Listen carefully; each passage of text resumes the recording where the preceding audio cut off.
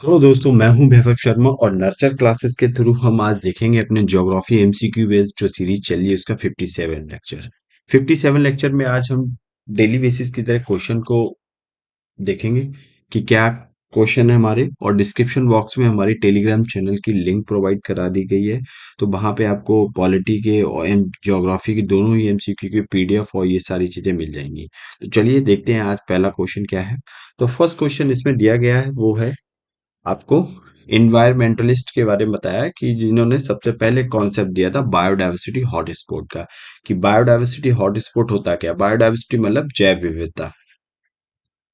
जैव विविधता।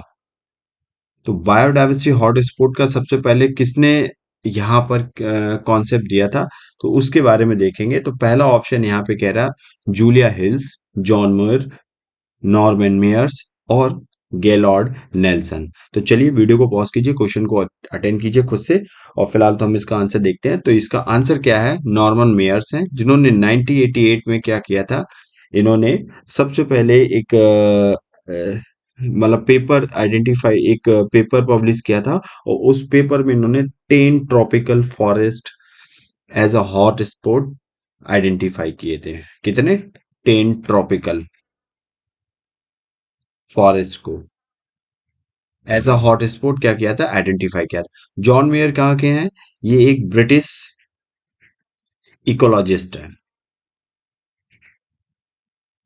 हॉटस्पॉट होता क्या है, हॉटस्पॉट के बारे में बात करें तो हॉटस्पॉट क्या होता है, एक ऐसी लोकेशन, एक ऐसी प्राइम लोकेशन होती है जहां पर एक रिच, बहुत ही रिचनेस देखने को मिलती है। किसकी? बायोडायवर्सिटी की। किसकी रिचनेस देखने को मिलती है? बायोडायवर्सिटी की। ठीक है, बायोडायवर्सिटी की रिचनेस भी मिलती है, साथ ही साथ वहां पे एक डिस्ट्रक्शन का थ्रेटन देखने को मिलता है। मतलब एक बहुत ही खतरा देखने को मिलता है। किस चीज का? एक थ्रेट देखने को मिलता है ऑफ डिस्ट्रक्शन स्पीसीज का। ठीक है, तो उसको हॉट स्पॉट कहते हैं, जहां पे बहुत ज्यादा बायोडायवर्सिटी भी है, बहुत रिच है बायोडायवर्सिटी में। और वहां पे डिस्ट्रक्शन भी सबसे ज्यादा खतरा पाया जाता है स्पीसीज को। तो वहां पे क्या होता है, उसको हॉट स्पॉट मेंशन किया गया। किसके द्वारा? नॉर्मन मेयर्स के द्वारा। बायोडायवर्सिटी। तो चलिए यहाँ पे देखते हैं, ये दुनिया के सारे हॉट स्पॉट है। तो इसमें जैसे ये है आपका कैलिफोर्निया का, अमेरिका में, ये सारे हॉट स्पॉट है। ठीक है, अब आपके लिए क्वेश्चन ये है कि दुनिया में कितने हॉट स्पॉट है। ये सवाल है आपके लिए कि how many hot spots in the world, ये क्वेश्चन है। इंडिया में हॉट स्पॉट की बात करें तो इंडिया में 4 हॉट स्पॉट है। इंडिया में 4 हॉट स्पॉट हैं। तो वो कौन कौन से हैं? पहला है आपका वेस्टर्न घाट। दूसरा है आपका हिमालयाज। तीसरा है आपका Indo Burma, Indo Burman region. और चौथा है आपका सुंडालैंड, जिसमें अंडमान निकोबार नीचे भी आ जाता है पूरा पार्ट। ये इंडिया के 4 बायोडायवर्सिटी हॉटस्पॉट है। अच्छा, ये जो वेस्टर्न घाट है इसमें आपका श्रीलंका भी आ जाता है। ठीक है, श्रीलंका भी आ जाता है। ठीक है, तो ये आपके इंडिया के बायोडायवर्सिटी हॉटस्पॉट जो है। तो चलिए नेक्स्ट क्वेश्चन देखते हैं क्या है।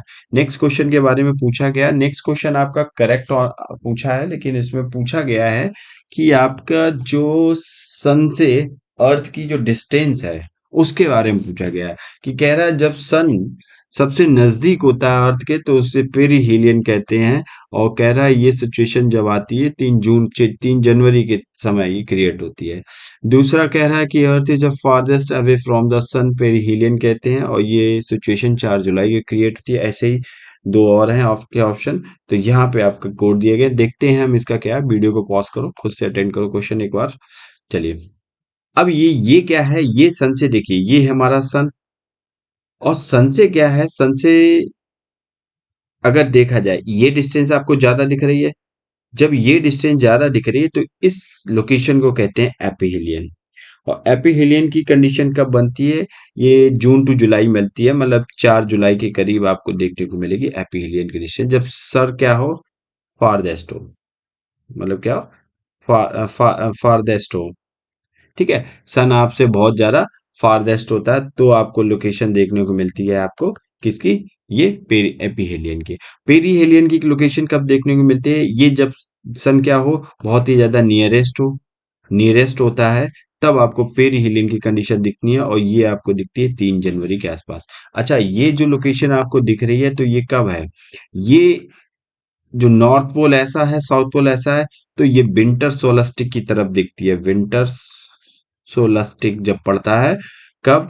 नॉर्दर्न हेमीस्फीयर में, तब आपको पेरीहिलियन की कंडीशन दिखती है। और एपीहिलियन की कंडीशन कब दिखती है? जब नॉर्दर्न हेमीस्फीयर में समर सोलेस्टिक देखने को मिलता है, तब आपकी एपिहेलियन की कंडीशन देखने को मिलती है। ऐसे ही मून की कंडीशन में पेरीज और अपोजीज, ये भी डिस्टेंस है। जब ज्यादा डिस्टेंस होती है पृथ्वी और सन मून के बीच में, अपोजी, और जब कम डिस्टेंस होती है पेरीज कहते हैं। ठीक है, तो ये यहाँ पे आपने डिस्टेंस देख लिया, और इससे इससे आपके क्वेश्चन बन जाते हैं। ठीक है, अब यहाँ पे क्वेश्चन स्टेटमेंट वाइज बना के पूछ सकता है। एक तो डेट याद रखो आप, ऊपर से आपको विंटर कह सकता है कि विंटर सोलस्टिक के जब नॉर्दर्न हेमिस्फीयर में विंटर सोलस्टिक होता है, तो पेरी एपीहेलियन की कंडीशन है जो रॉन्ग है, क्योंकि पेरीहेलियन की कंडीशन होगी वहां पे। तो ये चीज याद रखना। तो यहाँ पे जो आंसर बनेगा वो क्या बनेगा? देखो, पहला कह रहा है निर्देश द सन पेरीहेलियन जनवरी 3 जनवरी के साथ, तो पहला तो सही है। नि- कह रहा earth farthest away from the sun is, farthest कहाँ है? ये तो निर्देश होता है, तो ये तो दूसरा गलत हो गया, एलिमिनेट कर दो। दूसरा दूसरा कट गया। अब बन दोनों में है, 3 देख लेते हैं। द अर्थ इज, चौथा तो होगा ही नहीं। The earth is farthest away from the sun, aphelion, farthest aphelion कहते हैं, और 4 जुलाई के करीब होता है, तीसरा सही है। आंसर हमारा हो गया 3। तो एलिमिनेशन से भी ये अच्छे से क्वेश्चन हो गया हमारा अटेंड। तो चलिए नेक्स्ट क्वेश्चन देखते हैं।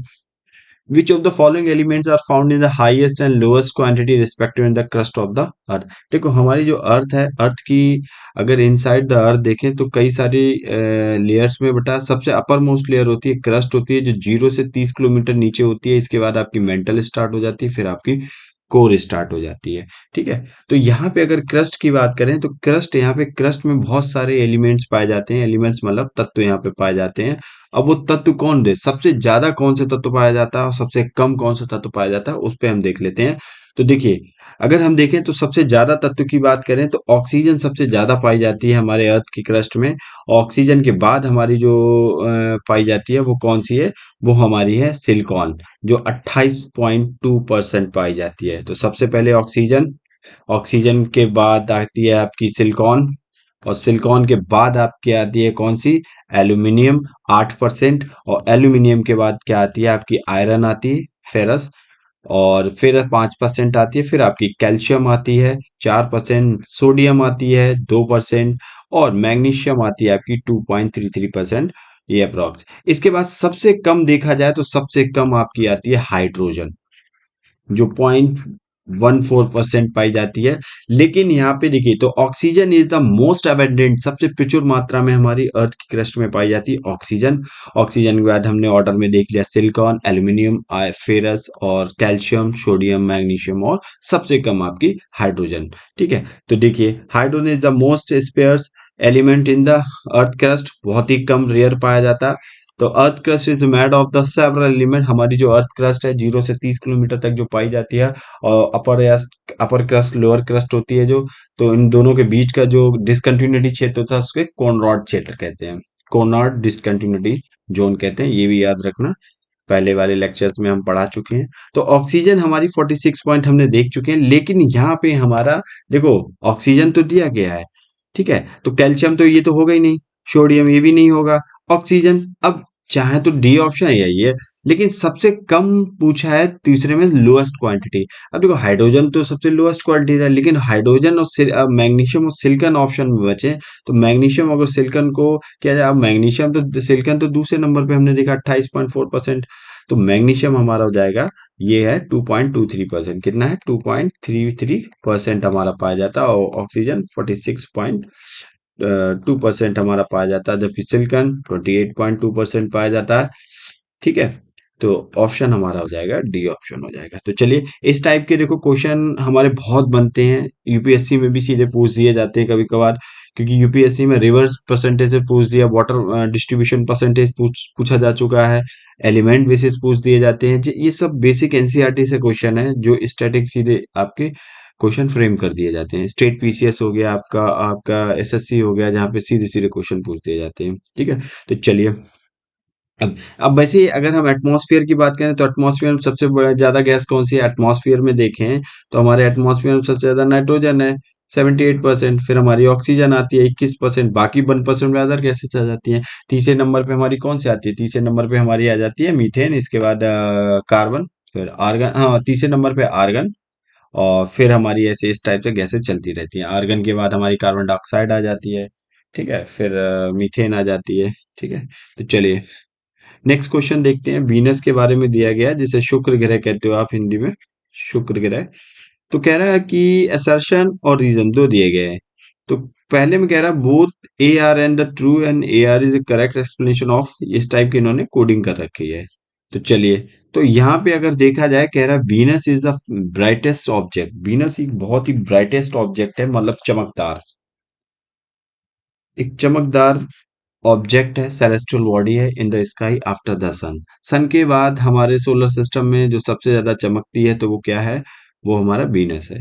रीजन कह रहा है, इसका रीजन ये है कि Venus is the second planet from the sun in our the solar system. ठीक है, चलिए वीडियो को पॉज कीजिए, क्वेश्चन को अटेंड कीजिए। अब क्या कोड बनता है ये आपको देखना पड़ेगा, ठीक है। हम्म, चलिए देखते हैं। सबसे पहले तो वीनस के बारे में। तो देखो, सोलर सिस्टम अगर हमारा देखा जाए, तो सोलर सिस्टम ये पड़ता है हमारा सन, फिर आता मरकरी, और फिर आता Venus, twin sister of the earth भी कहते हैं इसे। फिर अर्थ आती है हमारी, इसके बाद मार्स आता है हमारा, इसके बाद जुपिटर आता है हमारा, फिर हमारा सैटर्न आता है, रिंग जिसके चारों तरफ हमें दिखे, रिंग तो इनके पास भी है, ठीक है, सैटर्न आता है। इसके बाद नेपच्यून, यूरेनस आता है, फिर हमारा नेपच्यून आता है। ठीक है, ये हमारे ऑर्डर में हुए सन से। अगर हम दूर चल जैसे जैसे जाते जाएंगे, तो हमारे ऑर्डर में हो गए। अब जो स्टार्टिंग के जो आप चार प्लेनेट देख रहे हैं, इन्हें जोवियन प्लेनेट कहते हैं, मतलब ये रॉकी प्लेनेट भी कहते हैं। और लास्ट के जो चार प्लेनेट हैं, गैसियस प्लेनेट कहते हैं।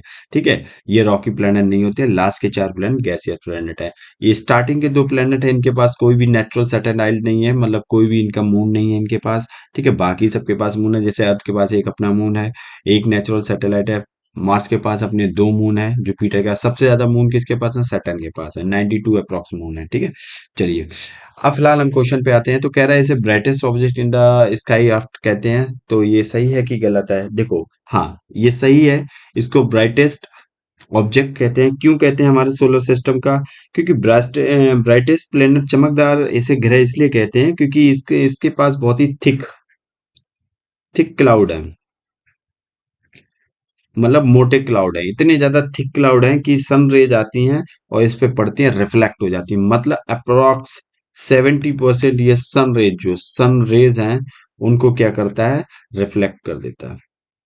अब रिफ्लेक्ट करता है, और इसके बाद क्या है?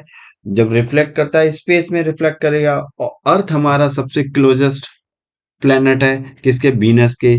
ठीक है, भोर का तारा, और वो रात में भी दिखता है, जब सनसेट होता है तब दिखता है, सनराइज होता है तब भी ये दिखता है। ठीक है, हमें अर्थ से हमारी, तो ये क्या है, इसलिए यह क्या है, सन पे हमें इसकी ब्राइटनेस दिखती है, चमकदार दिखता है। तो ऐसा सन तो हमारा सही हो गया, क्योंकि थिक क्लाउड की वजह से।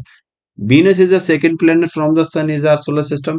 तो ये सेकंड प्लेनेट है ऑर्डर में, कोई नेचुरल सैटेलाइट नहीं है। ठीक है, और एक खिताब और वीनस को मिला है, the hottest planet our solar system. ये सबसे गर्म ग्रह है हमारे सोलर सिस्टम का, ये ट्विन प्लेनेट है अप्रॉक्स। और इसकी अगर हम उसकी बात करें वीनस के, कि वीनस रोटेशन और रिवॉल्यूशन इसकी बात करें, तो रिवॉल्यूशन तो अपना स्पीड है, लेकिन इसकी रोटेशन पीरियड इतना स्लो है कि 245 दिन अप्रोक्सीमेट, मतलब अर्थ पे जब एक साल होने को आती है, तब इस पे एक दिन होता है।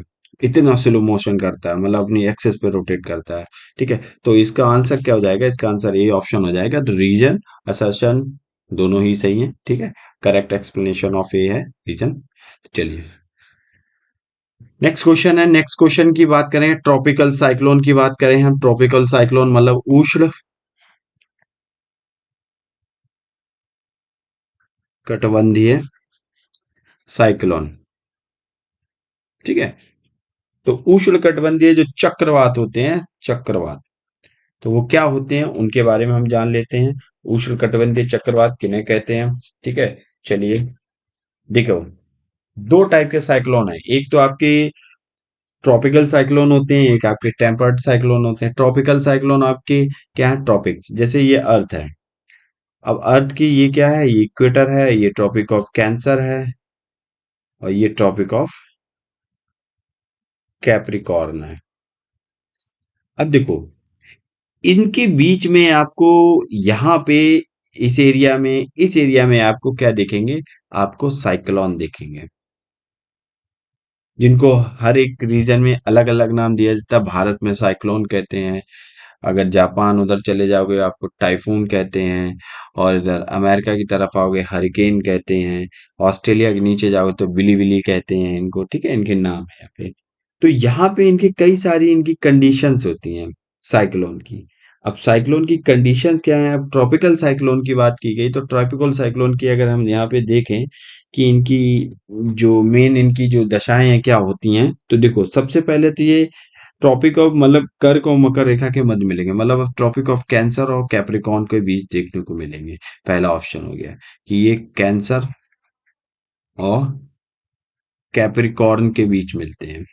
दूसरा स्टेटमेंट है, मतलब कह सकते हो कि यहाँ पे कैंसर और कैप्रिकॉर्न के बीच देखने को मिलते हैं। और दूसरा ऑप्शन है यहाँ का जो एटमॉस्फेरिक ह्यूमिडिटी है वो मैक्सिमम चाहिए। एटमॉस्फेरिक जो ह्यूमिडिटी है वो कैसी चाहिए, ज्यादा चाहिए ट्रॉपिकल साइक्लोन के बनने के लिए, तभी ट्रॉपिकल साइक्लोन बन पाएंगे। और जो ओशियन जिस ओशियन सरफेस जहाँ पे बनता है, तो उस ओशियन सरफेस का क्या है, सरफेस का टेम्परेचर है वो 27 डिग्री सेल्सियस से ज्यादा होना चाहिए वहां का तापमान, ठीक है, ये होनी चाहिए, ठीक है। और वहां का जो पानी है वो 60 टू 70 किलोमीटर डेप्थ में अगर जाएं, डेप्थ में जाएं, तो डेप्थ में क्या है, गर्म होना चाहिए, हॉट होना चाहिए, वार्म होना चाहिए या हॉट होना चाहिए पानी, ठीक है। कॉरिलेशियस फोर्स का मान इक्वल नहीं होना चाहिए, इसीलिए कभी भी ट्रॉपिकल साइक्लोन एग्जैक्ट ट्रॉपिक पे नहीं बनते, इक्वेटर पे नहीं बनते हैं, थोड़ा इधर उधर बनते हैं, ठीक है, ट्रॉपिक, क्योंकि एग्जैक्ट अगर ट्रॉपिक्स पे आएंगे तो कोरिलेशंस फोर्स का इक्वेटर पे मान क्या होता है, वैल्यू जीरो होती है एग्जैक्ट। तो एग्जैक्ट नहीं बनते, इसीलिए थोड़ा हट के बनते हैं, एग्जैक्ट ट्रॉपिक ऑफ कैंसर पे मतलब इक्वेटर पे नहीं बनते हैं। तो यहाँ पे कोरियो कॉरियोलिस कॉरिलिस जो फोर्स है, कॉरिलिस फोर्स की वैल्यू क्या होनी चाहिए कि जीरो नहीं होनी चाहिए, जीरो नहीं होनी चाहिए, ठीक है। तो ये चीज याद रखना। आईटीसी जेड का जोन होना चाहिए, तो आईटीसी जेड जोन कौन सा होता है, ट्रॉपिक ऑफ कैंसर से लेके ट्रॉपिक ऑफ कैप्रिकॉर्न के बीच का जो जोन होता है आईटीसी जोन होता है, ठीक है। तो ये सारी कंडीशन है। तो यहीं से हमारा क्वेश्चन तो सॉल्व हो जाएगा। पहला ऑप्शन कह रहा है हाई रिलेटेड ह्यूमिडिटी होनी चाहिए, ठीक है, एग्जैक्ट होनी चाहिए। वार्म ओशन टेम्परेचर होने चाहिए, 27 डिग्री सेल्सियस से ज्यादा होना चाहिए टेम्परेचर, और ये कहाँ ट्रॉपिक ऑफ कैंसर कैप्रिकॉर्न के बीच में काम करता है, ये भी होना चाहिए। तो तीनों हमारे ऑप्शन हो जाएंगे साइक्लोन के बारे में।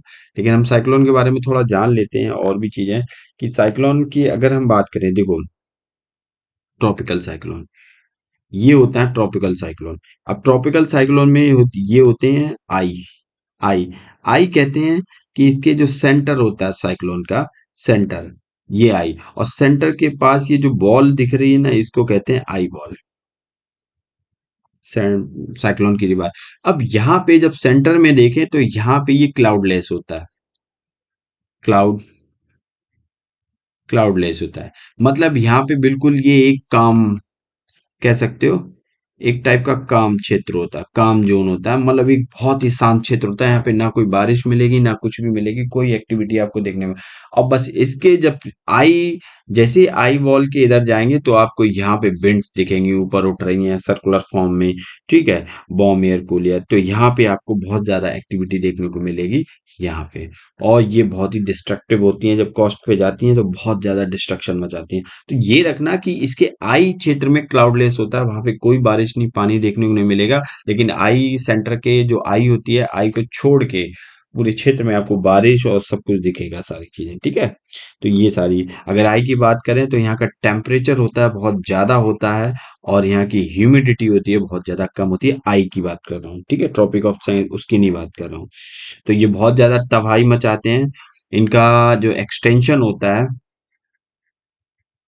वो बहुत ही कम होता है। एक्सटेंशन क्या होता है, बहुत ही कम होता है इनका एक्सटेंशन, ज्यादा बड़े नहीं होते हैं। लेकिन जो टेम्परेट साइक्लोन होते हैं वो बहुत ज्यादा बड़े होते हैं, लेकिन वो डिस्ट्रक्शन कम करते हैं, ये डिस्ट्रक्शन ज्यादा करते हैं। ठीक है, इनमें आपको टेम्परेचर वेरिएशन नहीं दिखेगा, लेकिन वहां पे जाएंगे तो आपको उनको टेम्परेचर वेरिएशन देखने को मिलेगा। तो ये था ट्रॉपिकल साइक्लोन। अब किसी लेक्चर में हम टेम्परेट साइक्लोन को भी कवर कर लेंगे। फिलहाल तो ये ट्रॉपिकल साइक्लोन जिसके तीनों ऑप्शन करेक्ट थे। तो चलिए नेक्स्ट क्वेश्चन। नेक्स्ट क्वेश्चन कह रहा है correct sequence of the different layer of the atmospheric, कितनी एटमॉस्फेरिक लेयर है उनको हमें बताना है कहाँ, surface of the earth upward. जैसे हम अर्थ के सरफेस से ऊपर ऊपर जाते हैं तो ऑर्डर में हमें बतानी कौन सी लेयर यहाँ पड़ती है, कौन सी लेयर यहाँ पड़ती है, फिर यहाँ। तो चलिए वीडियो को पॉज कीजिए, क्वेश्चन को अटेंड करने की कोशिश कीजिए, देखते हैं हम क्या है आंसर इसका। ये देखो एटमॉस्फेरिक लेयर के बारे में दिया गया है, तो सबसे नीचे हमारी पड़ेगी ट्रोपोस्फेयर। ट्रोपोस्फेयर को क्या नाम दिया जाता है, जिसे हिंदी में कहते हैं क्षोभ मंडल। क्षोभ मंडल। अब क्षोभ मंडल में क्या है, सारी ये अर्थ सरफेस से सबसे नियरेस्ट लेयर होती है। और क्षोभ मंडल में क्या होता है, सारी भी जितनी भी वेदर एक्टिविटी होती है सारी आपको क्षोभ मंडल में देखने को मिलेगी। क्षोभ मंडल इन द सेंस आपको कहाँ पे देखने को मिलेंगी, आपको ट्रोपोस्फेयर में देखने को मिली आपको। जैसे बारिश हो गई, रेनफॉल जो भी हो गया, जो सारी एक्टिविटी जितनी भी विंड है, गैसेस हैं, आपको सारी ट्रोपोस्फेयर में मिलेंगी। जैसे ही आप ऊपर जाएंगे तो आपको मिलेगा स्ट्रेटोस्फेयर, जिसे कहते हैं समताप मंडल। और यहाँ पे समताप मंडल में बहुत ही काम होता है, कोई भी यहाँ पे वेदर एक्टिविटी ज्यादा नहीं देखने को मिलती है। और समताप मंडल में ही हमारी एक बहुत ही एक प्रोटेक्टेड लेयर काम करती है, जैसे ओजोन लेयर कहते हैं। क्या कहते हैं, ओजोन लेयर कहते हैं। और ओजोन लेयर क्या करती है, ये हार्मफुल अल्ट्रावायलेट रेड जो सन से आती हैं, यूवी रेज आती हैं, उनसे हमारा प्रोटेक्शन करती है, नीचे नहीं आती। अगर वो नीचे आ गई, अगर ओजोन लेयर ना होती तो सोचो हमारा क्या होता, हमें स्किन कैंसर जैसी बीमारी, डिजीज हो जाती है, या इम्यून सिस्टम वीक पड़ जाता है जानवरों का, हमारा सबका।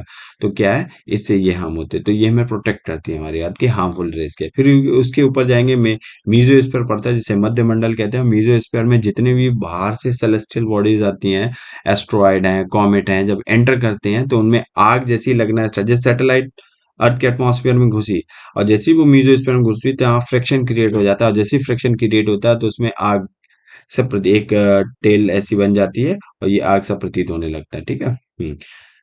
फिर आती है आपकी आयनोस्फीयर, जिसे थर्मोस्फीयर कहते हैं। यहाँ पे फिर इलेक्ट्रॉन पार्टिकल्स मिलते हैं, और फिर इलेक्ट्रॉन पार्टिकल यहाँ पे हमारी कम्युनिकेशन सैटेलाइट वर्क करती है। यहाँ पे कौन सी कम्युनिकेशन सैटेलाइट वर्क करती है, कहाँ पे हमारी वर्क करती है कम्युनिकेशन सैटेलाइट, थर्मोस्फीयर में बात करती है। तो यहीं पे आपको अरोरा देखने को मिलेंगे, जहाँ पे साउदर्न पोल पे ऑस्ट्रेलिसिस देखने को मिलेगा अरोरा, और नॉर्दर्न पोल पे आपको बोरेलिसिस अरोरा देखने को मिलेगा। पोल्स पे ग्रीन लाइट देखने को मिलती है, आकाश में एकदम ग्रीन कलरफुल लाइट देखने को मिलती है। तो वो थर्मोस्फीयर में ही होता है, इलेक्ट्रॉन चार्ज पार्टिकल होते हैं, तो उनकी वजह से देखने को मिलता है। फिर हमारा पड़ता है एक्सोस्फीयर, जिसे बाह्यमंडल कहते हैं। और बाह्यमंडल में क्या देखने को मिलता है, यहाँ पे जितने भी स्पेस शिप हैं, ये सारे वर्क करते हैं आपके एक्सोस्फीयर। इसके बाद स्पेस स्टार्ट हो जाता है। तो ये हमारी 5 एटमॉस्फेरिक लेयर। अब इस पे एक क्वेश्चन और बनता है टेम्परेचर के बारे में। जैसे ट्रोपोस्फेयर में जाएंगे, जैसे जैसे ऊपर जाएंगे टेम्परेचर कम होता चला जाएगा। फिर स्ट्रेटोस्फेयर टेम्परेचर बढ़ता है, और जैसे म्यूजियोस्फेयर में जाता है टेम्परेचर फिर कम होता है। थर्मोस्फेयर में फिर टेम्परेचर बढ़ता है, एक्सोस्फेयर में कम होता है। तो ऐसे करके आपको और देखना है कि टेम्परेचर बेसिस आप पे क्वेश्चन पूछ लिए जाते हैं। तो हमारा यहाँ पे क्या होगा, सबसे पहले ट्रोपोस्फेयर होगा। स्ट्रेटोस्फेयर तो नहीं होगा, काट दो, स्ट्रेटो नहीं होगा। ट्रोपोस्फेयर होगा, स्ट्रेटोस्फेयर होगा, आप देखो स्ट्रेटो होगा, फिर आइनो, आइनो नहीं मीजो होगा, मीजो के बाद आइनो होगा। तो ए ऑप्शन कटेगा, सी ऑप्शन हमारा क्या हो गया, सी ऑप्शन हमारा आंसर हो गया। Oh shit. तो सी हमारा क्या हो गया, सी हमारा आंसर हो गया। तो चलिए नेक्स्ट क्वेश्चन देखते हैं। नेक्स्ट क्वेश्चन है which type of the rock in India produce the manganese. अब इनमें से किस टाइप की रॉक है इंडिया में जो क्या करती है, इन इंडिया में प्रोड्यूस करती है मैंगनीज। चलिए, तो सबसे पहले तो हम रॉक के बारे में जानेंगे कि रॉक, इसके बाद देखेंगे मैंगनीज के बारे में। फिलहाल तो ये देखो मैंगनीज के बारे में अगर देखा जाए, बाद में रॉक देखेंगे। तो 4 ऑप्शन दिए गए हैं। एक आता है Gondwana rock, Dharwad rock, Vindhyan rock, tertiary rock. चलिए वीडियो को पॉज कीजिए, क्वेश्चन को अटेंड करने की कोशिश कीजिए। मैग्नीज की बात करते हैं।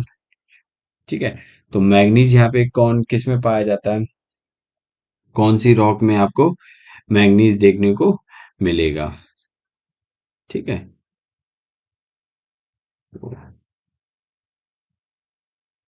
हम्म हम्म। तो कौन सी रॉक में आपको मैग्नीज देखने को मिलेगा। मैग्नीज की बात की जाए अगर, अगर मैंगनीज की बात की जाए तो क्या होता है, मैंगनीज भारत में अगर देखा जाए तो 90% मैंगनीज भारत में कहाँ मिलता है आपको? वो आपको धारवाड़ चट्टानों में मिलेगा। धारवाड़, धारवाड़ रॉक्स में देखने को मिलेगा। आंसर क्या हो जाएगा? धारवाड़ हो जाएगा। फिलहाल मैंगनीज के बारे में थोड़ा जान लो। तो मैंगनीज धारवाड़ सेल्स में देखने को मिलेगा आपको, और ये एक नेचुरल ऑक्साइड के रूप में मिलता है। कैसा मिलता है? एक नेचुरल ऑक्साइड के रूप में मिलता है आपको मैंगनीज। यहाँ पे मैंगनीज की बात चली है। मैंगनीज की बात किया जाए तो मैंगनीज का सबसे ज्यादा प्रोडक्शन महाराष्ट्र और मध्य प्रदेश में देखने को मिलेगा। पूरी इंडिया में मध्य प्रदेश में देखने की, पूरी इंडिया का ये कम से कम 50% ये प्रोडक्शन करते हैं। मैंगनीज का प्रोडक्शन आपको देखने को मिलेगा। भारत का मैंगनीज प्रोडक्शन में विश्व का अगर इंडिया का देखें, इंडिया का अगर देखें तो इंडिया का मैंगनीज प्रोडक्शन में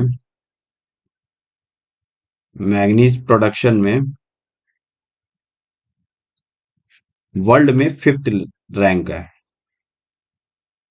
कम से कम भारत दुनिया का 6.7% मैंगनीज प्रोड्यूस करता है, दुनिया का। और यहाँ पे सबसे ज्यादा आपको मैंगनीज बेल्ट आपको कहाँ मिलेगी? महाराष्ट्र और जो मध्य प्रदेश है, वहां पे आपको एक मैंगनीज बेल्ट मिलेगी, क्योंकि 50% के लगभग अप्रोक्स ये मैंगनीज स्टेट प्रोड्यूस करते हैं। तो अब यहाँ पे एक चीज और देख ली जाए मैंगनीज के बारे में, और वो ये चीज है कि मैंगनीज के सबसे पहले प्रोडक्शन की बात करें तो सबसे ज्यादा मैंगनीज प्रोड्यूस होती है मध्य प्रदेश में, जहां पे आपकी 25% आपकी मैंगनीज प्रोड्यूस की जाती है। इसके बाद आपकी उड़ीसा में दिखेगी मैंगनीज प्रोडक्शन सेकंड नंबर पे, तो आपकी 24.75% देखने को मिलेगी। और थर्ड नंबर पे आपकी महाराष्ट्र में मैंगनीज प्रोडक्शन देखने को मिलती है, 24.26% देखने को मिलेगी। और वहीं आपकी कर्नाटक में मिलती है, कर्नाटका में मिलती है थर्ड नंबर पे, 12.83% आपको देखने को मिलेंगे। ये तो थी प्रोडक्शन की बात। अगर हम यहाँ पे बात करें मैंगनीज के किसकी, यहाँ पे जब मैंगनीज के स्टोरेज की बात करें, कि यहाँ पे जो स्टोरेज कलेक्ट करके रखते हो, तो वहां पे सबसे पहले आपका उड़ीसा आएगा, और इसके बाद आपका कर्नाटक आएगा, फिर आपका मन एमपी आएगा, और फिर आपका महाराष्ट्र आएगा। तो ये एक डेटा टाइप का याद रखना है यहाँ पे, क्योंकि इस पे बेस्ड क्वेश्चन पूछ दिए जाते हैं, कभी प्रोडक्शन पे, कभी स्टोरेज पे पूछ दिया जाएगा। ठीक है, तो इस पे क्वेश्चन पूछ दिए जाते हैं। चलिए, अच्छा, गोंडवाना जो रॉक्स हैं, यहाँ पे आपको कोल सबसे ज्यादा देखने को, भारत में जो बिटुमिनस टाइप का कोल है ना, सेकंड टाइप का बिटुमिनस टाइप का कोल, वो गोंडवाना रॉक्स में बहुत ज्यादा पानी मिलता है। जो आपकी ये झारखंड वेस्ट बंगाल वाली जो बेल्ट है, यहाँ पे छोटा नागपुर पठार है, ये बेल्ट में आपको ज्यादा मिलेगा। ठीक है, आपको गोंडवाना टाइप का जो कोल है, ये यहाँ पे ज्यादा देखने को मिलेगा। वहीं धारवाड़ की देखें तो धारवाड़, जैसे अब एक यहाँ पे रॉक का वो देख लें, जैसे ये इंडिया का मैप है। हम्म,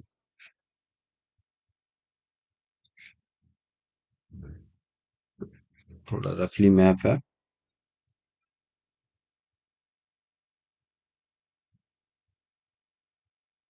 ये भारत का मैप है। भारत के मैप में अगर हम देखें तो यहाँ पे जो कर्नाटक है, यहाँ पे आपको कौन सी चट्टानें मिलेंगी? आपको धारवाड़ रॉक्स मिलेंगी। ठीक है, और वहीं अगर हम ऊपर जाएंगे तो ये वाली रॉक, यहाँ पे आपको विंध्यन रॉक्स मिलेंगी। विंध्यन, विंध्यन रॉक्स मिलेंगी। और यहाँ पे आप जाएंगे तो ये आपको ये जो बेल्ट मिलेगी, ये गोंडवाना होगी, गोंडवाना। ठीक है, और गोंडवाना के नीचे आप जाएंगे, यहाँ पे मध्य प्रदेश, आंध्र प्रदेश में आपको कोडप्पा मिलेगा।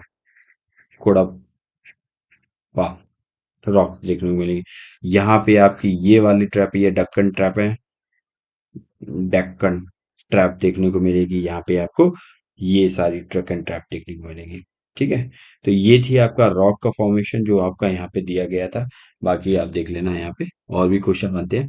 चलो, नेक्स्ट क्वेश्चन हमारा क्या है? नेक्स्ट क्वेश्चन हमारा बात कर रहा है, यहाँ पे किसकी बात कर रहा है? नेक्स्ट क्वेश्चन हमारा बात कर रहा है एल्यूमिनियम की। तो कह रहा है कौन सा ओर्स है? एल्यूमिनियम का ओर्स है। तो ओर्स, एल्यूमिनियम क्या है? तीसरी सबसे प्रीशियस मेटल है, जो हमारे अर्थ क्रस्ट में 8% समथिंग है, जो हमारे अर्थ क्रस्ट में पाया जाता है ये एलिमेंट। अब ये एलिमेंट अर्थ में 8% पाया जाता है, तो ये किसी ओर्स में पाया जाता है। ओर्स मतलब यहाँ पे अयस्क की बात कर रहा है। अयस्क क्या होते हैं? अयस्क की बात करें तो एक देखो, इम्प्योर्ड, एक मिट्टी का ढेला समझ लो, अगर माइनिंग करते हो तो उसमें कुछ आपके मेटल्स उसके अंदर होते हैं। तो ये आप समझ लो कि 30% कुछ भी अप्रोक्स होगा। तो उसको जैसे मिक्सचर होता है जो, फिर उसको हम फ्रेगमेंटेशन करते हैं लेबोरेटरी में ले जाके। इसके बाद फिर उससे मेटल अलग कर लेते हैं, जो इम्प्योरिटी होती है उसको अलग कर देते हैं, तो जो पूरा होता है उसको ओर्स कहते हैं, अयस्क। ठीक है। तो एल्यूमिनियम का अयस्क कौन सा है इनमें से? Bauxite, chromium, mica and manganese. चलिए वीडियो को पॉज कीजिए, क्वेश्चन को अटेंड करने की कोशिश कीजिए। तो चलिए देखते हैं यहाँ पे एल्यूमिनियम का क्रोज। एल्यूमिनियम का क्रोज कौन सा होता है? बॉक्साइड यहाँ पे एल्यूमिनियम का ओर्स होता है। बाकी हम बात कर लें बॉक्साइट की, अगर हम बात करें तो बॉक्साइट की अगर बात की जाए तो देखो बॉक्साइट क्या है, ये एल्यूमिनियम का ओर्स है। और ये क्रिटिशियन युग में स्ट्रक्चर में पाया गया था। ठीक है। और भारत के अगर बॉक्साइट प्रोडक्शन में देखें, वर्ल्ड में अगर इंडिया की पोजीशन देखें बॉक्साइट प्रोडक्शन में, तो इंडिया की पोजीशन क्या है? इंडिया सिक्स प्लेस पे है, सिक्स प्लेस पे है। मतलब पूरे दुनिया का 5.8% इंडिया प्रोड्यूस करता है बॉक्साइट। ठीक है, यहाँ पे देखने को मिलेगा। और एल्यूमिनिया की मात्रा इसमें बहुत ज्यादा होती है, 55 से 65% होती है। और इसका प्रयोग किस में करते हो? आप इसका प्रयोग लेदर को रंगने में करते हो, पॉलिश करने में करते हो, पेट्रोल नमक को साफ करने में करते हो, एल्यूमिनिया का यूज आप करते हो। बाय बॉक्साइट की बात की जाए तो सबसे ज्यादा प्रोडक्शन की बात की जाए, बॉक्साइट का प्रोडक्शन भारत में किस स्टेट में होता है? तो सबसे ज्यादा मिलेगा आपको उड़ीसा में। 38.41% समथिंग आपको देखने को मिलेगा यहाँ पे उड़ीसा में बॉक्साइट एल्यूमिनियम का प्रोडक्शन, बॉक्साइट का प्रोडक्शन। फिर दूसरे नंबर पे गुजरात आता है, तीसरे नंबर पे आपका महाराष्ट्र आता है, फिर आपका छत्तीसगढ़ आता है। ये तो हो गया प्रोडक्शन की बात।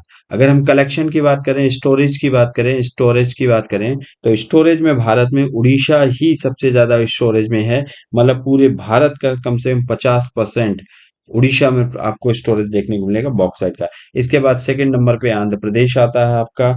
और इसके बाद आपका गुजरात, फिर छत्तीसगढ़ आता है। तो ये एक बार ये देख लेना, स्टोरेज में उड़ीसा सबसे ज्यादा है, प्रोडक्शन में भी उड़ीसा सबसे ज्यादा है, लेकिन प्रोडक्शन में दूसरे नंबर पे गुजरात है, तीसरे पे महाराष्ट्र छत्तीसगढ़ है, और यहाँ पे आपका क्या है, स्टोरेज में आपको दिखेगा सबसे ज्यादा आंध्र प्रदेश में आपको देखने को मिलेगा। वहीं हम क्रोमियम की बात करें तो क्रोमियम क्या होता है? क्रोमियम की बात की जाए तो क्रोमियम भी एक टाइप का क्या है, एक टाइप का आपका मेटल है। वो सॉरी, जो क्रोमियम है वो आप क्रोमाइट जिसे बोलते हैं, उड़ीसा में आपको देखने को मिलेगा। ये भी आपको उड़ीसा में मिलेगा। 96% आपका प्रोडक्शन होता है उड़ीसा में इसका। ठीक है, लगभग क्रोमाइट का। तो दूसरा चीज देखें माइका। अब माइका की बात करें, इसे माइका को हिंदी में क्या कहते हैं? अगर एक माइका की बात करें, माइका जिसे हिंदी में कहते हैं अभ्रक। ठीक है।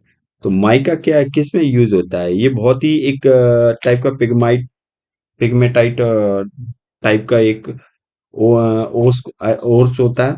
तो उससे इसका ये मिलता है। ये आपको इग्नियस और मेटामॉर्फिक रॉक में देखने को मिलेगा। मेटामॉर्फिक जो रॉक्स हैं उनमें आपको ये देखने को मिलेगा। क्या आपका माइका देखने को मिलेगा। माइका की बात करें तो पूरे वर्ल्ड में 60% माइका है का प्रोडक्शन इंडिया में होता है। इंडिया में 60% माइका प्रोडक्शन इंडिया में होता है। अब माइका का देखें तो माइका तीन टाइप के होते हैं, आपका रूबी माइका, मॉस्कोवाइट माइका, वायोटाइट माइका। ये थोड़ा ज्यादा डीप हो जाएगा तो इसको ज्यादा विचार नहीं करना। फिलहाल माइका का ये देख लो कि प्रोडक्शन सबसे ज्यादा कहाँ होता है, इस पे विचार करो कि क्वेश्चन यहाँ से बन जाते हैं। माइका का प्रोडक्शन की बात करें तो सबसे ज्यादा प्रोडक्शन आपका आंध्र प्रदेश में देखने को मिलेगा। ये पूरे मतलब इंडिया का 99% यहाँ पे मिलेगा। 99% आप माइका प्रोडक्शन आपका आंध्र प्रदेश का आता है। दूसरा नंबर आपका राजस्थान आता है माइका में। तीसरा नंबर आपका आता है झारखंड। ठीक है। तो ये तो थी माइका की बात, हमने कर ली माइका का। ठीक है। अब हम बात करते हैं किसकी? अब एक हमारा और बचा, वो है मैंगनीज। मैंगनीज मैंगनीज की इससे पहले हम बात कर चुके हैं इस वाले चैप्टर में। मैंगनीज मतलब इस वाले क्वेश्चन में कर चुके हैं। मैंगनीज का धारवाड़ रॉक्स में पाया जाता है। 90% ये धारवाड़ रॉक्स में पाया जाता है, कम से कम नेचुरल ऑक्साइड के रूप में मिलता है। और महाराष्ट्र और मध्य प्रदेश में सबसे ज्यादा प्रोडक्शन आपको देखने को मिलती है। लेकिन महाराष्ट्र एमपी में सबसे ज्यादा अगर प्रोडक्शन की बात करें तो एमपी सबसे आगे है, फिर उड़ीसा है, इसके बाद आपकी महाराष्ट्र है, फिर केरला आपका है। ठीक है। स्टोरेज में उड़ीसा सबसे आगे है, और इसके बाद कर्नाटक, एमपी, महाराष्ट्र है। और इंडिया का सब 5th नंबर पे इंडिया है वर्ल्ड में, जो आपका मैंगनीज प्रोडक्शन में 6.3%। ठीक है, तो ये मैंगनीज का था। अब चलिए नेक्स्ट क्वेश्चन देखते हैं नॉन रिन्यूएबल एनर्जी के बारे में। नॉन रिन्यूएबल एनर्जी मतलब गैर परंपरागत ऊर्जा, मतलब हाँ गैर, नॉन रिन्यूएबल सॉरी, हाँ परंपरागत ऊर्जा भी बोलते हैं इसे, नॉन रिन्यूअल, मतलब जिसको दोबारा, नाम से ही पता लग गया, जिसको दोबारा रिन्यूअल नहीं किया जा सकता, जिसको दोबारा जल्दी से रिन्यूअल नहीं किया जा सकता, तो वो नॉन रिन्यूएबल रिसोर्सेज हो गए, संसाधन हो गए। तो इनमें से कौन है? चार ऑप्शन दिए गए, सोलर एनर्जी, बोला सौर ऊर्जा, कोयला, या वाटर, या फिशरीज। तो चलिए वीडियो को पॉज कीजिए, क्वेश्चन को अटेंड करने की कोशिश कीजिए, काफी अच्छा सवाल है। ठीक है, तो यहाँ पे हम देखते हैं नॉन नॉन रिन्यूएबल एनर्जी के बारे में। तो देखिए, सोलर एनर्जी क्या है? रिन्यूएबल है। सोलर एनर्जी को आप अगर पहले हम रिन्यूएबल नॉन रिन्यूएबल के बारे में थोड़ा देख लें। देखो, एक होता है आपका रिन्यूएबल, और एक होता है आपका नॉन रिन्यूएबल। रिन्यूअल की बात की जाए तो रिन्यूअल में क्या होता है, जिसको एक बार फिनिश होने पर दोबारा उसका पुनः यूज किया जा सके, रीयूज कर सको आप उसे जल्दी ही, मतलब करंट में। और इसको रीयूज करना, ये दोबारा रीयूज कर तो सकते हो लेकिन इसमें बहुत टाइम लगता है, और या रीयूज कर भी नहीं सकते हो। ठीक है, अब इसमें जैसे है सोलर एनर्जी। सोलर एनर्जी क्या है? सोलर एनर्जी हुई, विंड एनर्जी हुई आपकी, विंड एनर्जी हुई आपकी, और आपकी कौन सी हो जाएगी, आपकी टाइड से जो बनती है आपकी थर्मल, मतलब जो एनर्जी बनती है वो थर्मल बोल रहा हूँ, जो आपकी टाइड बेस्ड एनर्जी होती है। ठीक है, ये सारी एनर्जी क्या है? रिन्यूएबल एनर्जी है। कैसे? अब सोलर एनर्जी क्या है? आप सोलर पैनल लगा दो, सन डेली निकलेगा, सोलर उस पे पड़ेगा, और आपकी एनर्जी प्रोड्यूस होती रहेगी। ठीक है, यहाँ पे सोलर रेज हैं आपकी, इलेक्ट्रिकल रेज में कन्वर्ट होती रहेंगी। ठीक है, तो ऐसे विंड, हवा चलती रहेगी, हवा कभी अर्थ पे चलना बंद थोड़ी हो जाएगी, हवा तो चलती रहेगी कंटिन्यू। जैसे हवा चलती रहेगी तो क्या होगा? ब्लेड्स घूमते रहेंगे, एनर्जी प्रोड्यूस होती रहेगी। आपकी रिवर पे है, ठीक है, हाइड्रो इलेक्ट्रिक एनर्जी। अब डैम बना दो, रिवर बहना थोड़ी बंद हो जाएगी जल्दी में, रिवर तो बहती, टरबाइन घूमती रहेगी। तो यहाँ पे भी आपकी विंड, ऐसी टाइड एनर्जी, आप जैसे वे ऑफ खंबात में आप बना दो, तो वहां पे भी क्या, टाइड्स आते रहेंगे, समुद्र में टाइड आना थोड़ी बंद हो जाएंगे। तो रीयूज होता रहता है, तो इसीलिए इसे रिन्यूएबल एनर्जी कहते हैं, जो कभी खत्म नहीं होती, जिसको प्रोड्यूस करते हैं। लेकिन नॉन रिन्यूएबल एनर्जी की बात करें, जैसे कोल हो गया आपका, पेट्रोलियम हो गया आपका, पेट्रोलियम। अब कोल पेट्रोलियम क्या, इनको बनते तो हैं ये दोबारा, एक बार फिनिश होने के बाद इनके स्टोरेज में बनते तो, लेकिन इनको बनने में कम से कम लाखों साल लग जाते हैं, 4 लाख 5 लाख साल लग जाते हैं। इनका मतलब क्या होता है, डिकम्पोजिशन होता है, बहुत ज्यादा ह्यूमस, बहुत सारा होता है। ठीक है, प्रोसेस। तो कोल को बनने में कम से कम 4 से 5 लाख साल लग जाए। अब इतना जो ह्यूमन लाइफ है, इतनी बड़ी लंबी नहीं है अभी, 4 से 5 लाख बहुत लंबा टाइम पीरियड हो गया। एक बार यूज करने के बाद आप 3-4 लाख साल बाद यूज कर पाएंगे, तो बहुत लंबा हो गया, इसीलिए ये नॉन रिन्यूएबल रिसोर्स हो गया। तो यहाँ पे सोलर एनर्जी तो आपका रिन्यूएबल हो गया, तो कोल आपका आंसर बन जाएगा, कोल नॉन रिन्यूएबल है, हमने बता दिया। वाटर क्या, वाटर आपके अर्थ पे बहुत है, नदी से वाटर फ्लो ही होता रहता है, तो ये तो रिन्यूएबल है। फिशरीज, ये भी आपका रिन्यूएबल है। अब हम फिशरीज की बात कर लें, तो फिशरीज में एक कॉन्सेप्ट आता है, और प्रोडक्शन के बारे में बात आता है, कि फिशरीज सेक्टर की बात करें तो इंडिया में जो फिशरीज सेक्टर है, डायरेक्ट सोर्स है किसका? ये डायरेक्ट सोर्स है। और किस चीज का डायरेक्ट सोर्स है? ये डायरेक्ट सोर्स है किसका? लाइवलीहुड का। लाइवलीहुड का, जो जीविकोपार्जन है। ठीक है, किसके लिए? कम से कम भारत में 20 मिलियन जो पीपल्स हैं, फिशरमैन हैं, मछलियां पकड़ने जाते हैं, उनका ये एक जीवोपार कर, मतलब लाइवलीहुड है उनका, फिशरीज। और फिशरीज की बात करें, India second largest fishery production in the world. India क्या है? इंडिया एक second largest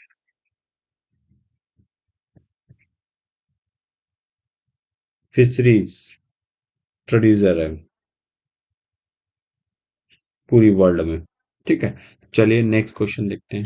next question, which of the following rock system in the India is a main source of coal deposits. अब यहाँ कोल deposit की बात की गई, इनमें से कौन सा है जो कोल डिपॉजिट है। देखो यहाँ पे भी ये यूपीपीएससी यूपीपीसीएस 2008 में पूछा गया था सवाल।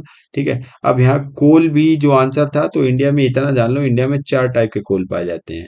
मतलब पूरे वर्ल्ड में जो टाइप है कोल के, तो 4 प्रकार के कोल हैं। 4 प्रकार के कोल में कौन आता है? एक आपका आता है एंथ्रासाइट, एक आपका आता है कौन सा, लिग्माइट, और बिटुमिनस, फिर आता है आपका लिग्नाइट, इसके बाद आता है आपका पीट।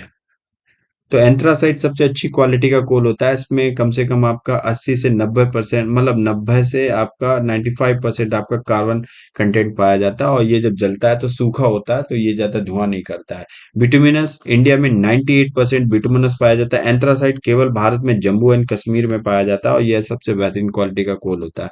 बिटुमिनस भारत में 98% जो गोंडवाना लैंड से रिलेटेड होता है, तो वहां पे आपको बिटुमिनस टाइप का कोल पाया जाएगा, मिलेगा देखने को। ठीक है, लिग्नाइट आपका आपका तमिलनाडु में पाया जाता है लिग्नाइट कोल, और ये मतलब इसमें कार्बन कंटेंट होता है वो अप्रोक्स 55 से लेके 60% के बीच में होता है। तो ये जब जलता है तो धुआं हुआ करता है, ये बहुत ज्यादा मतलब इतना अच्छा नहीं है। पीट कोल ये तो बहुत रेयर गंदी क्वालिटी का होता है। 35 से 45% इसमें कार्बन कंटेंट पाया जाता है, मतलब मॉइस्चर बहुत पाया जाता है इसमें, जब जलता है बहुत ज्यादा धुआं करता है। ठीक है, ये पीट कोल हो गया। तो ये थोड़ा याद रखना। एंथ्रासाइट कोल जो होता है सबसे अच्छा होता है, तो जम्मू कश्मीर में आपका मिलता है। चलिए नेक्स्ट क्वेश्चन देखते हैं। तो which one of the following is system is India is the main source of the coal deposit. तो यहाँ कोल डिपॉजिट मेन सोर्स क्या है? तो अभी हमने देख लिया, मेन सोर्स सबसे ज्यादा गोंडवाना है।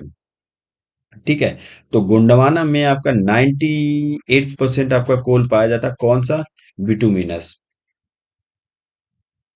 बिटुमिनस कोल पाया जाता है आपका, जिसमें कार्बन कंटेंट आपको कितना मिलेगा? 75 से 85% तक आपको कार्बन कंटेंट देखने को मिलता है। तो जलता है, अच्छा होता है, लेकिन इतना अच्छा नहीं होता। इसलिए हम क्या करते हैं, हम A1 क्वालिटी का कोल है इंपोर्ट करते हैं भारत में। ठीक है, तो ये बाकी जो आपकी जो दी गई हैं, ये Dharwar system, Gondwana system, Cuddapah system, Vindhyan system, तो ये सारी क्या है? ये सारी आपकी रॉक हैं। तो अगर हम पूछा जाए यहाँ पे कि दुनिया की सबसे पुरानी रॉक कौन सी है, तो दुनिया की सबसे पुरानी रॉक, इनको ऑर्डर में लगाओ, तो ऑर्डर में सबसे पुरानी रॉक आएगी आपकी आर्कियन।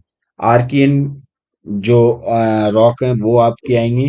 इसके बाद आपकी धारवाड़ रॉक आएंगी, कुड़प्पा रॉक आएंगी, विंध्यन रॉक आएंगी, इसके बाद गोंडवाना रॉक आएंगी, और लास्ट में आपकी डेक्कन ट्रैप आती है। 6 टाइप की आपकी रॉक पाई जाती हैं। जैसे आपकी विंध्यन रॉक है, तो ये जो कि आपकी बिल्डिंग जो बनाते हो, इंफ्रास्ट्रक्चर बनाते हो, तो उसमें जो भी आपकी मटेरियल यूज होता है, आपका बोलुआ, चूना, ये सारे जो स्टोन है ना, तो ये सारे आपको कहाँ मिलेंगे? विंध्यन रॉक सिस्टम में मिलते हैं। ठीक है, और वहीं हम बात करें धारवाड़ में, धारवाड़ में अभी आप देख ही चुके थे, धारवाड़ में आपका कोल भी मिलता है।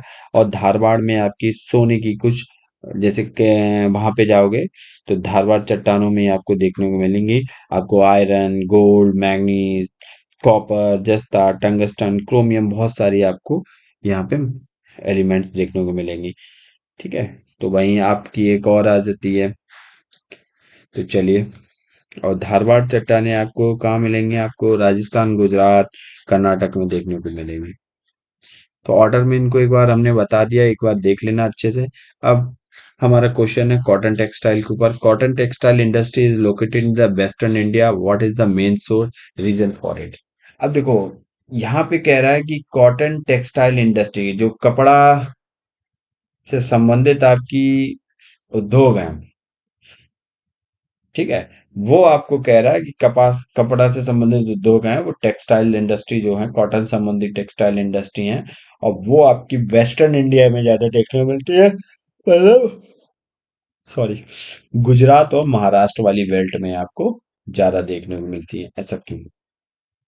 तो कह रहा है यहाँ पे कॉटन बेल्ट पाई जाती है, इसलिए यहाँ पे देखने को मिलती है। ठीक है, दूसरी यहाँ पे कह रहा है स्किल्ड लेबर मिल जाती है यहाँ पे, इसलिए मिलती है। तीसरा कह रहा है यहाँ की पावर के बारे में। चौथे में ऑल ऑफ दीज एबव। चलिए वीडियो को पॉज कीजिए, क्वेश्चन को अटेंड करने की कोशिश कीजिए। देखो, कॉटन कल्टीवेशन में अगर देखा जाए तो भारत में सबसे ज्यादा जो कॉटन कल्टीवेशन होती है वो कहाँ पे होती है? कॉटन कल्टीवेशन आपकी एक सॉइल पाई जाती है जिसे रेगुर सॉइल या ब्लैक सॉइल बोलते हो। ब्लैक सॉइल इसके लिए सबसे ज्यादा मतलब एक वेटर सॉइल है जिसपे कॉटन कल्टीवेशन होता है। ठीक है, सुटेबल है इसके लिए। अब ब्लैक सॉइल की एक प्रॉपर्टी अलग है, वो किसी और उसमें देखेंगे। फिलहाल हम देख भी चुके हैं ब्लैक सॉइल के बारे में, लेकिन यहाँ पे हम कॉटन कल्टीवेशन की टेक्सटाइल की बात करें तो यहाँ पे कॉटन टेक्सटाइल है। ब्लैक सॉइल में आपका होता है, लेकिन सबसे ज्यादा आपकी ब्लैक सॉइल मिलती है कहाँ पे? महाराष्ट्र में। और इसके बाद आपकी ब्लैक सॉइल कहाँ मिलती है? इसके बाद आपकी गुजरात में मिलती है। लेकिन अगर प्रोडक्शन की बात करें, कॉटन कल्टीवेशन प्रोडक्शन की बात करें, तो सबसे बड़ा प्रोड्यूसर जो है वो कौन है? गुजरात है। और इसके बाद आपका महाराष्ट्र देख मिलता है। तो ये पूरी एक बेल्ट है कॉटन टेक्सटाइल की। तो यहीं पे इसलिए अब देखो, जहाँ पे आपका प्रोडक्शन ये सब ज्यादा होगा तो ट्रांसपोर्टेशन इन सब चीजों की बताने बचाने के लिए ऊपर से कोस्टल रीजन है। ठीक है, यहाँ से वर्ल्ड में कहीं भी भेजा जा सकता है माल को तैयार करके, जो रॉ मटेरियल है या प्रिपेयर्ड माल है उसको प्रिपेयर करके। क्योंकि यहाँ पे कोस्टल रीजन भी है आपका, ये गुजरात वाला क्षेत्र, ये महाराष्ट्र, ये गुजरात वाले क्षेत्र में ये यहाँ पे पोर्ट भी मिल जाएंगे। अब पोर्ट मिल जाएंगे तो यहाँ पे, अब यहाँ पे स्किल्ड लेबर भी मिल जाती है बहुत सारी। ठीक है, तो ये सारी चीजें जो हैं, ये सारी चीजें वर्क करते हैं। इसीलिए कॉटन टेक्सटाइल इंडस्ट्री आपको कहाँ मिलेगी? आपको वेस्टर्न इंडिया में ज्यादा मिलती है। तो करेक्ट ऑप्शन हमारा ऑल ऑफ दीज है हो जाएगा। चलिए, नेक्स्ट है। ये हमारा मैप बेस्ड क्वेश्चन है, और मैप बेस्ड क्वेश्चन में आज हमने देखेंगे कि हमारा देखो एक हिस्टोरिकल साइट्स हैं, इंडस वैली सिविलाइजेशन से रिलेटेड आर्कियोलॉजिकल साइट्स हैं। इनको आपको वेस्ट टू ईस्ट आपको क्या करना है? इनको आपको वेस्ट टू ईस्ट आपको लगाना है ऑर्डर में। तो चलिए वीडियो को पॉज कीजिए। अगर आपने अच्छे से हिस्ट्री में पढ़ा होगा तो इस टॉपिक को तो आपने हिस्ट्री में पढ़ा होगा। फिलहाल तो मैप बेस्ड क्वेश्चन बना के इसको हम ज्योग्राफी में ले आए हैं। तो देखिए, आप दो सब्जेक्ट में इसको कवर कर सकते हैं, जो भी है मैप बेस्ड समझ सकते हैं, या आप यहाँ पे हिस्ट्री का भी। तो चलिए आर्कियोलॉजिकल साइट्स के बारे में देखते हैं, जो वेस्ट टू ईस्ट है, जो इंडस वैली सिविलाइजेशन से रिलेटेड है। तो कह रहा है कि पहले आपका धौलावीरा पड़ेगा, फिर कह रहा है कालीबंगन पड़ेगा, फिर कह रहा है कि राखी गढ़ी, फिर कह रहा है लोथल। तो पहले हम देख लेते हैं इनको मैप पे। अगर मैप पे देखा जाए इनकी लोकेशन को, तो देखो, सबसे पहले अगर हम देखें तो आपका सबसे ईस्ट वेस्ट में देखें तो सबसे वेस्ट में आपका कौन सा आएगा? आपका आएगा धौलावीरा। और धौलावीरा के बाद फिर आपका जैसे ऊपर देखो, ये रहा आपका कालीबंग, और ये रहा आपका लोथल। तो देखो, लोथल कालीबंग को जरा देखो तो बहुत सटीक आंसर रखे हैं यहाँ पे। और इसके बाद ये रहा आपका राखीगढ़। और राखीगढ़ के बाद एक और आपका ऑप्शन था, वो क्या था? धौलावीरा, कालीबंग, लोथल, राखीगढ़। चार ऑप्शन थे। कालीबंग, राखीगढ़, धौलावीरा। हाँ, तो चार ऑप्शन आपके, चारों ऑप्शन हमने देख लिए। तो देखो, सबसे बेस्ट में आपका आता है धौलावीरा। और धौलावीरा के बाद आप जब आगे जाएंगे तो आपका लोथल पड़ेगा, लोथल के बाद आगे जाएंगे तो कालीबंग पड़ेगा, कालीबंग के बाद आपका राखीगढ़ पड़ेगा। ठीक है, तो देखो, सबसे पहले आपका धौलावीरा पड़ेगा, 2 नंबर पड़ेगा, फिर आपका लोथल पड़ेगा, लोथल के बाद आपका क्या पड़ेगा? आपका कालीबंग पड़ेगा, और कालीबंग के बाद आपका राखीगढ़ पड़ेगा। तो मतलब आपका यहाँ पे 3 पड़ेगा, और आपका यहाँ पे 1 पड़ेगा। तो 2 4 से स्टार्ट तो एक ही है, तो बाकी एलिमिनेशन से ही निकाल दो। तो ऑप्शन आपका 2 4 3 1 आ गया। अब बाकी हम थोड़ा इनके बारे में जान लेते हैं। राखीगढ़ आपका कहाँ पड़े था? हरियाणा में देखने को मिलता है। कालीबंग आपको कहाँ मिलेगा? ये राजस्थान में देखने को मिलेगा, घग्गर रिवर के पास, मतलब कालीबंग। ठीक है, तो ये कहाँ पे मिलेगा?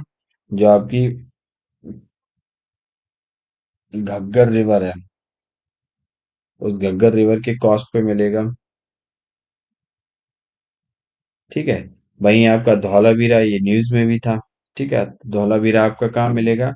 ये आपका ये जो रिवर है यहाँ पे गुजरात में देखने को मिलेगा आपको, धौलावीरा। और वहीं लोथल की बात करें, ये भोगवा रिवर पे मिलता है, ये भी आपको गुजरात में मिलेगा, यहाँ पे डॉकयार्ड देखने को मिला था। तो ये थे हमारे आज के क्वेश्चन जिनको हमने डिस्कस किया। काफी अच्छे सवाल थे जिनके बारे में जाना। ठीक है, थोड़ा इन्फॉर्मेशन मिली मैंगनीज के बारे में, बॉक्साइट के बारे में, और भी इंफॉर्मेशन थी, हॉटस्पॉट के बारे में जाना। इससे पहले भी लेक्चर में हम हॉटस्पॉट को डिस्कस कर चुके हैं। तो ये हमारी टेलीग्राम चैनल की लिंक, यहाँ पे आपको इस वीडियो की लेक्चर की लिंक और पीडीएफ प्रोवाइड कर दी जाएगी। बाकी हमारा एक पॉलिटी का भी चल रहा है, यहाँ पे आपको अल्टरनेट डेज पे मिल जाएगा, इसी टेलीग्राम चैनल पे ज्वाइन कर लीजिए। और हमारे चैनल को लाइक सब्सक्राइब शेयर करते रहिए। इसी नोट पे हम अपने वीडियो को फिनिश करते हैं। God bless you all and जय हिंद।